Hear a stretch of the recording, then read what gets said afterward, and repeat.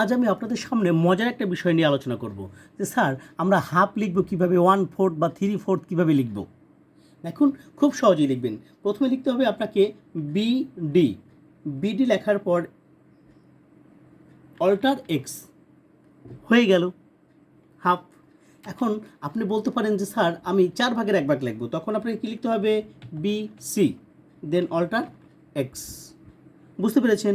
এরপর আপনি লিখবেন 4 ভাগের 3 ভাগ, তখন কী লিখতে হবে আপনাকে? বিই দেন অল্টার এক্স, হয়ে গেল। আপনাদের সুবিধার্থে আমি এই 3টার জন্য আপনাদের নিচে লিখে দিতে পারি। নিচে কীভাবে লিখব?